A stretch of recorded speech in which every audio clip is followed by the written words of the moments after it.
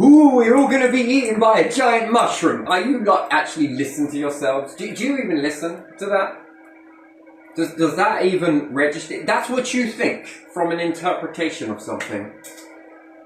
Okay, let me just see if I can break this down for you, and let me just see if I can break it down nice and simple. Okay. Humans live, and you take on around 8 stone of water in your body weight. Most of that is water, moisture. Nice. Lovely. Okay? More of us, then that means there's more animals. Therefore, more crops to suit the animals in order to feed the animals, in order to feed the humans and the animals toe by toe, yes? More humans, more moisture. More moisture, less water. Okay? So we're getting with this. More power stations, more of this. Lovely. Then we have fungus that also requires moisture. Yeah. And when it begins to run out, it panics. And in this panicking, it will leave and it will begin to flower up more and more and more everywhere. You'll start seeing just mushrooms appear. Their flowers will appear absolutely everywhere, to the point where you'll be inundated with mushroom just everywhere. Get to that point, it's game over for every life form on the planet, and there is nothing you can do about it. Mm-hmm. Oh, even the International Space Station will get it too. Mm-hmm. Isn't that something? Mm-hmm. Doesn't just affect here, it affects everywhere. What's the word, Pet? Everywhere. Mm-hmm. When it gets to that stage, it's over. Extinction. Oh man, big extinctions. Big extinctions. And why is that? Well, because the mushrooms will believe that there's no more moisture in the earth's soil to sustain their life. So they will go into producing flour, which then release spores. Many spores. Life forms that blink, have ears, breathe in through the nose and the mouth, have underneath the fingernails, pores in the skin. When these spores get into this, they will have been designed to look for water. A bit like NASA looks for water to find life, yes? Well, most life forms look for water to sustain life. You breathe these in and they get in your lungs. Well, what do we have in here? Well, water. It doesn't matter whether you're walking around or you fall down dead. It doesn't care. You are still going to feed it. Oh, fungus. You know, the thing that's almost impossible to get rid of? You know, the thing that no one really knows what they're doing with it? Yeah. Well, I mean, we could run out a vaccine program for it, but I don't think that's going to work. Fungus. Mm-hmm. No, a giant mushroom isn't going to grow out the fucking ground and eat you. Does anyone want to eat a parasite? Oh, yes, please. Plate of mushrooms, please. I have mushroom. I eat mushroom. We all eat mushroom. But, you know, as you eat it, it's learning you. Yeah. Even in death. Mm-hmm. Things are being learnt in death. That's very interesting, isn't it? It's amazing how the body, before you're born, knows of mushroom, fungus. Isn't that? That's where it becomes weird. That's where you can't put it down to DNA, right? But something else knows something else, another life form before it's born, unless this is written into the DNA show. Oh, please, stop with the bullshit. We know there's so much more going on here, but no, we'll just dumb ourselves down to it's just DNA. It must be in the DNA sequencing somewhere. You can gain of functions COVID, if you want to call it that. If it is, who knows? No idea. Some people believe yes, some people believe no, whatever. In order for it to, what?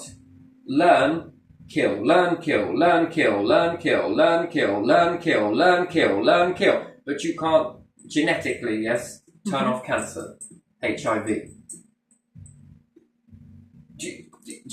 One can be learned and taught to do this, but you can't teach another one to turn off something else. Mm-hmm. That doesn't make any sense to me. So you can turn one on, but you can't turn them off. Mm-hmm. Is that because once they're turned on, they can't be turned off? Anyway, so we're looking at mushroom. We're going to try and focus in on mushroom here. And the spores that then start to go off everywhere, and everything breathes it, and it lands on all the food, and still it's moisture. Moisture that it isn't getting. And then, would it not bring every life form down that was holding moisture? Because then you put the moisture back into the planet, which therefore back into itself. And it can then start sustaining its life again. When you push things to the edge, they panic. When they panic, they change their behaviour. They evolve differently. They got to evolve. They got to do something different that is abnormal from what they usually do. Because if not, they face extinction. And that's when you start to push things back. And I don't know whether you've noticed it here on the planet, that all sorts of things are evolving around us already. Especially flies, especially life forms, insects and all of that are evolving very fast. Very fast. But not big old fungus. Or perhaps it has, but you just haven't realised it just yet. And the spores begin to come, and more and more and more and more and more and more and more. Again, maybe they're going to spore off somewhere over there because the water might be over there a bit more, you know? Yeah, sure. Then what is the success rate of this spore ratio? It's not very high then, is it? Because then if it is, then that means that a bit like me walking in a house full of black mould, and then I walk in someone else's house who hasn't got black mould. You should spread it. I should spread it. Then I walk into a shop with my black mould on my feet, get into a taxi with black mould on my feet, then someone else gets in that taxi and picks up those spores, and then they walk in their house, and then it must put it in their house. And so on, and pass the parcel like Rhizomania.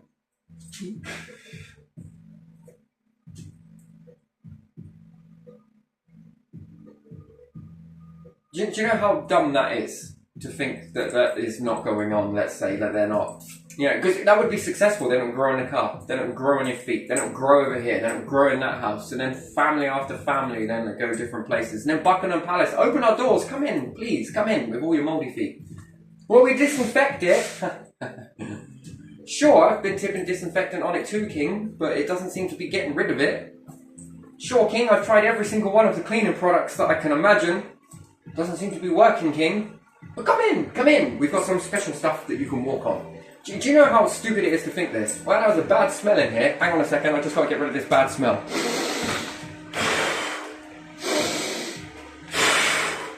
Are we done yet? Oh. Maybe I should take some fresh air and bring it in. Yeah.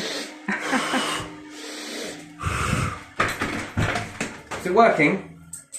Did it work? Did I get rid of the bad smell? Did I exchange it? No. No? No. For a second when you opened the door, it smelled nice. So if I breathe in all this bad smell and blow it outside, I'm not going to get rid of the bad smell inside the house then? No. No. Oh. Pity. Damn it. Why not just put Glade out? Silly me. But no, so you see, and do we really think that this life form is going to just lay down and go, okay, it's it, it's extinction, okay, fair enough, after all those years, fair enough.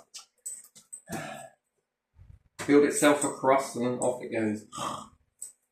Really? I don't know about that. They want to think they will be eaten by a mushroom. Man, it's funny because I think somewhere along the lines you know it's true. And then, I wonder if history has ever repeated itself. And then we've got to ask ourselves the question, well I do, because you don't, is how old is the life form fungus? I think it's pretty advanced, right? And considering it can fly out to space. That's impressive. Yeah. That's impressive. But spores can reach space. So how do we reckon it got here? From space. That's interesting, isn't it? And then what? If it came in from space, this process, this way. And it took on this planet. And it grows in you and on you. Yeah. Certain forms.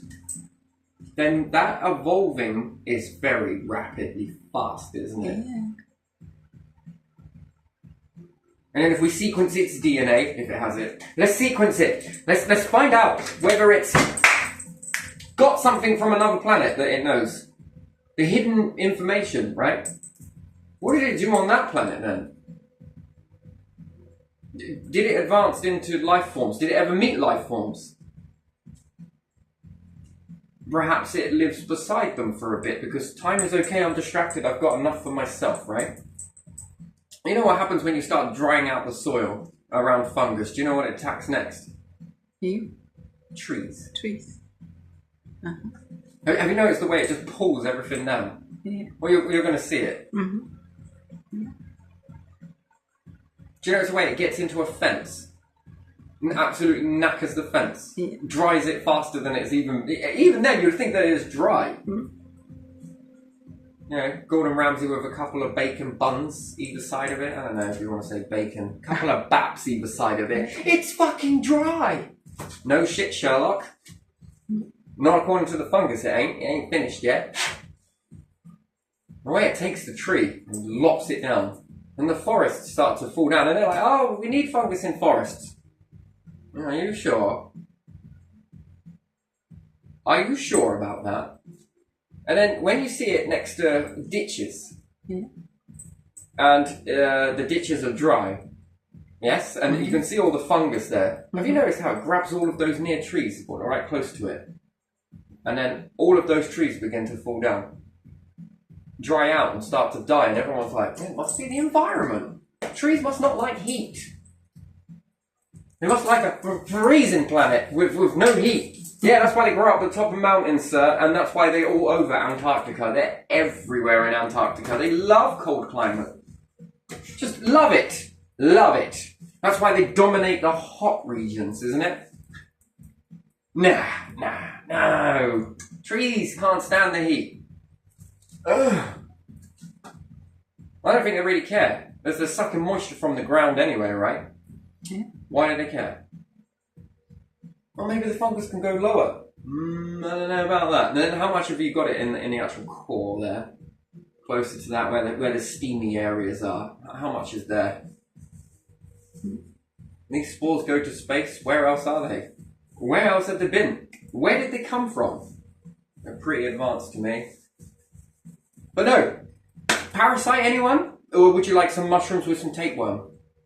We'll fry it. It'll be fine. We'll eat it. It's fine. What about a bit of athlete's foot? Bit of thrush, anyone? Should we mix all of this up and have a soup of fungi? Isn't it the same thing? And all life forms are learning one another. Mm-hmm. Everything is learning each other. It's not a one-way street where, we're just observing and learning. And when you eat something, it's learning you, you're learning it. How the hell does it do that? It must be a doctor or something. Well, because you shit it out afterwards, don't you? You die and it will take a hold of you. That's interesting. Well, do you not think that there's some learning here? Hang on a minute, this is some stuff I know, this stuff. No, it's all dumb. Everything is dumb, like dogs, you know? Like dogs! None of it is intelligent like dolphin. No. It's all like dogs. Anyway, I'm going to leave this here. This is not really where I'm feeling it. It's just these last 4 days, 3 days, 2 days? I'm not really sure. This is what I've been thinking about. So I've been memorizing these before I get back to it. And I will hit it back up. And then, you know, I have to backlog these on top of a lot of other stuff as well. So it feels good to free this from my mind, which I haven't freed it, to be honest. It's all still there, and all the rest of it that I've done as well. It's still there, but it's just juggling. I like juggling stuff. I do. One more, and then that's it. I swear, one more, and then we're